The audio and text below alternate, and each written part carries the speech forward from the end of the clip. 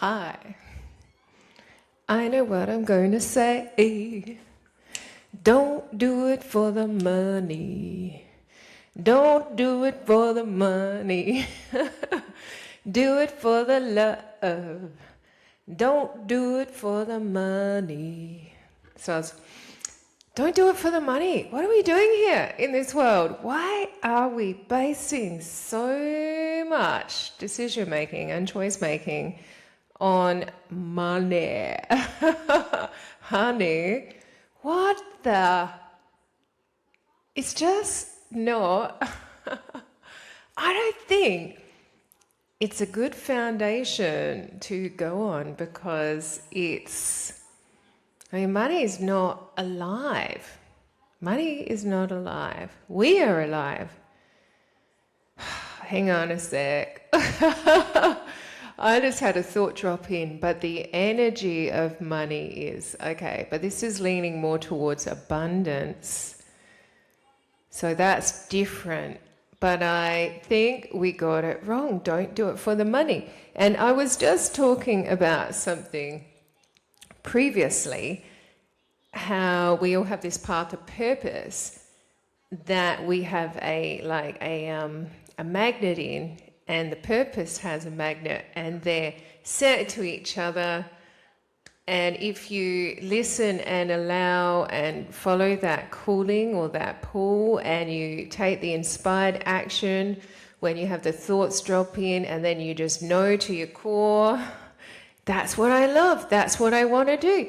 It might not necessarily be that job that has this tag of this much per year, so you can buy that house and you can go on those holidays, get that car, you can put food on your table.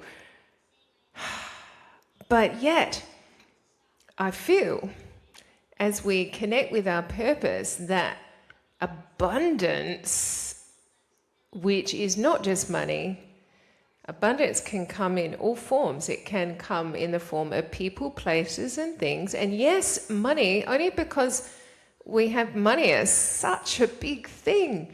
Now, I'm not going to say I dislike money, because I know energetically I would be closing myself off from it. And at this particular stage in our evolution, we have it as part of our world. So I'm not going to be that dumb. I love money. I love money. Bring it on in, because money, it's not about the money. It's about the freedom to be and do and have what we want in life. So I think if we started even shifting when we think about money from the actual money, you know, if you've seen in movies where they go into the bank vault and there's the stacks of money all stacked up on big pallets or whatever, or gold. Like, I don't even know if they have that in banks anymore, because we're so digital mostly. I mean, what have they got? What's in the vaults? What's in the vaults when we go digital fully, which I don't think we should do at this point. I don't know if that's good.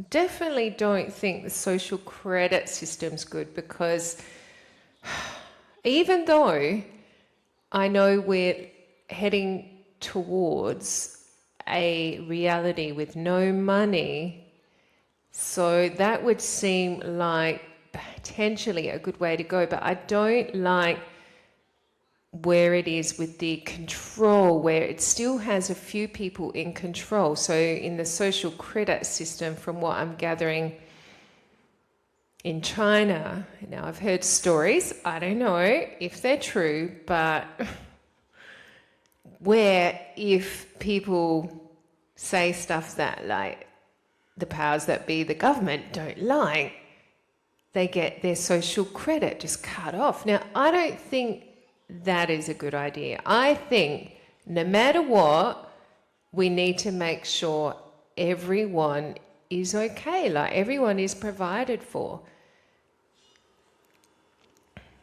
Because this is, okay, I got something else coming in. Oh, okay. Even though we think we get money from certain places, I don't really know what I'm saying, so I'm just going to allow my mouth to say it.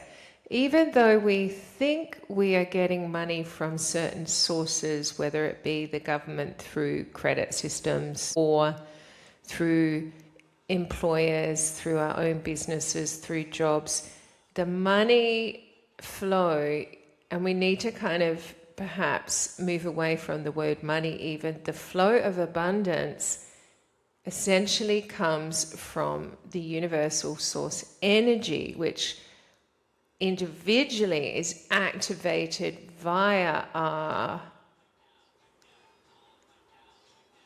internal beacon that is attracting what it is signaling out into the quantum field, into the universe, into the plasma, which is a big word at the moment, into the plasma fields. How beautiful.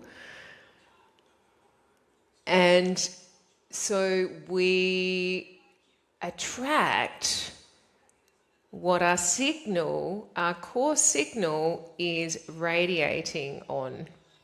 So for some people, and I think from when there is this thing called generational wealth, so you got families that have just been rich for like ever because their signal is so strong, radiating out abundance and wealth. And when their children are born, they're born into that. So their signal is very easily set to tune into wealth. But say on the other hand, if you're born into poverty, that's a tricky one to overcome, but people do overcome that because it's a signal. It's not so much fighting to get somewhere beyond yourself. It's knowing that you can tune yourself to any signal, but you may have to unhook old wires, old wiring, old beliefs, old conditioning. Okay, this is interesting. Thank you, universe. Thank you, my guides, higher self. Please come on in. So this allowing at the moment is getting fun because I'm kind of surprised sometimes as to what comes up, but then also I'm not because I'm already in this energy of, so obviously, I can take it back to what I was just saying. The signal that I'm sending out is very much on these subjects, and what it is that I want to attract is this information because I want to know. I want to know the answers. I want to know the meaning of life, the point of life. I want to know why, what, how, when. And there was another thought where, what is it? I would just grasped it and then it disappeared. Apparently, just a segue, apparently the answer to the universe is 42. 42. So if you don't know that, that was in the Hitchhiker's Guide to the Galaxy. The answer to the universal mysteries, the meaning of life is 42. And that came up recently and I went, I don't think that's just a random 42 because there's nothing random I'm finding in this reality experience. So I started looking at the number 4 and the number 2 and the meaning in numerology and the angelic type meanings. And so this trail, and I'm not going to say too much on that right now, but if anyone else has ever wondered, is that the answer, 42? Maybe follow the trail and see, because everything that comes into your reality experience is something that your signal is calling out and pulling in. So we are magnetic to what it is we are radiating out through our path of purpose. We're like magnets, so allow your magnetic prowess, I don't know if I'm saying the right word, is that the right word? To engage and bring in what it is you want. And it's not just stuff, it's not just money. Don't do it for the money. Do it because you just can't not do it. Those are the things in your life that you feel compelled in. I'm just going to say, if you feel compelled to do anything where it hurts anyone or anything, no. Don't do it. Not those compulsions. There are, as I'm learning, rivers and flows of energy, and they're magnetic. So there's the flow of goodness will come together into these mass rivers of consciousness and energy and experience, and the good stuff flows together. It's like attracted down the same paths, and then you can get big rivers. And it's like sometimes you go to places and it just feels good. You can feel the good flow of energy. But on the polarity of that, the negatively polarized energies also can flow together and become big rivers that you may experience if you go, oh, something, it just doesn't feel right here. And that can compound in homes and spaces and places.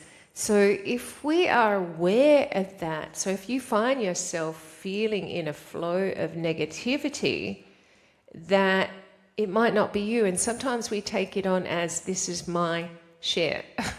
This is my stuff. But it may not be. But I think I just want to quickly go back to that compulsion. And as I said, if you feel compelled to do something that hurts anyone else or yourself, then you may be influenced by the negative energies. You could be in a negative energy flow, energy river, or in negative energy pockets that have accumulated dense energy in that negative field. Okay, so be aware in every moment. Use your feelings, your emotions as a compass to know where you are in your path, on your journey. And if you find yourself in a negative flow, it may be, you may just be able to move yourself out of the river flow of despair. It may be as simple as that. Or if it's your home, sometimes, as I've said, homes can gather the dust of despair and it accumulates and it can affect the people if you move in a house. But you can clear energy. Energy can be cleansed and cleared, so don't feel like you have to necessarily just move, but actually clear out the old energy. And you can do this using incense and crystals, intention, asking for help, the right vibrational tools like tuning forks or sound bowls are really good. Drumming.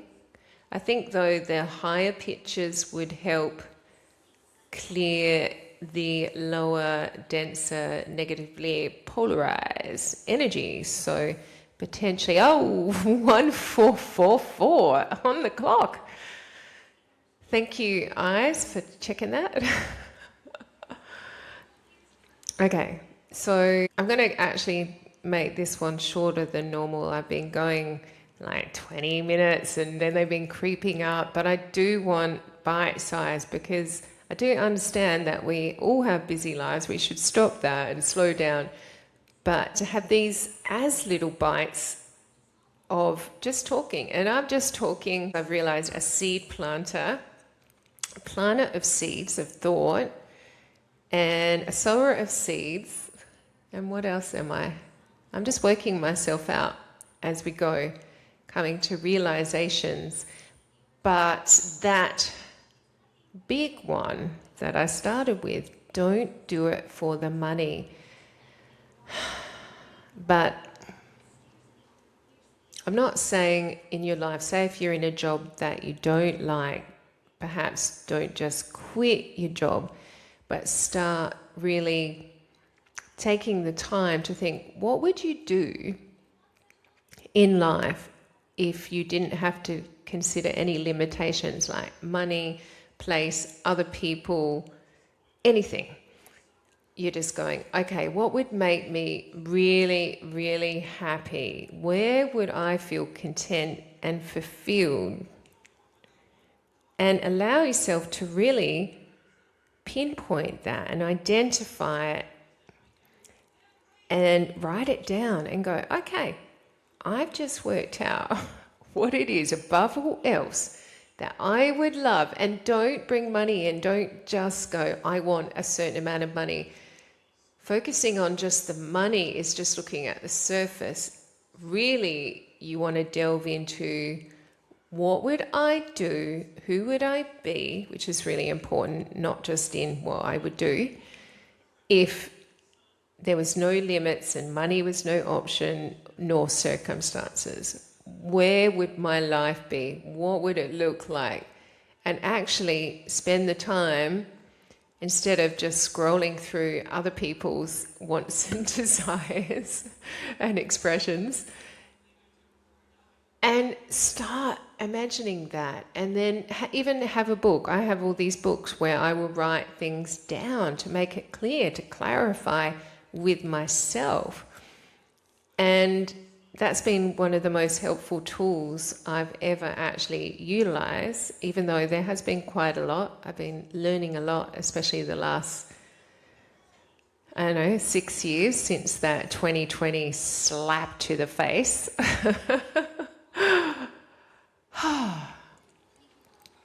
Okay. I hope I said something that helped. My intention here is to help in some way, even if one little sentence or one word helps one person shift to their better life, their better timeline, and to that consciousness that allows you to be and do and have everything you could possibly want, because I feel that is so achievable, even though that's not really the word I want. Achievable, possible. That potential is so possible for all of us. We could be living in a world where everyone's living their purpose and everyone's happy and loved and cared for and enjoying life to its fullest. That is so possible, but we need to put our attention there in order to activate that timeline. So this is, okay, now I've been on a trail and I keep getting closer and closer, and this is a really important part, as I've been saying to many, that we don't do it from the outside in, it's from the inside out. So we start by activating timelines, by imagining them and creating them in our minds, in our thoughts, in our imagination, and then just start in every day doing things that take you a further step along that path, even in just little ways. Just little ways, but it activates that potential when we give it energy. But are we giving enough energy to the world we want, or are we stuck on the world that we've got a few problems in? Because it ain't perfect, because we've still got wars going on. There's still poverty, scarcity, bickering and battling. So even though I see so much beauty in this world here now, it's not that way for everyone. And I think it's possible to have a beautiful, wonderful world where everyone's good. So for some reason it's on this side. So let's all turn our attention and start activating fully that potential until that sounded like an explosion. Let's not explode it, but let's beam allow it into our consciousness and allow it to be. It's waiting. We're waiting. Let's not wait anymore. But we've got to pay attention to it and not do it out of fear, which is where I feel the money is sitting when we're just looking at that particular subject. But we need to delve into the moreness of money, what's on the other side, the deeper version, the higher version, which is the flow of abundance. The river that flows of abundance and love and harmony and peace and all that beautiful stuff. Am I rambling again? I feel like I ramble, but it feels like an important ramble to have. Okay, I'm going to pop back out, and I hope wherever you are, you're having a beautiful morning, arvo, evening, and I'm sending much love, and I'll be back. Tamaz.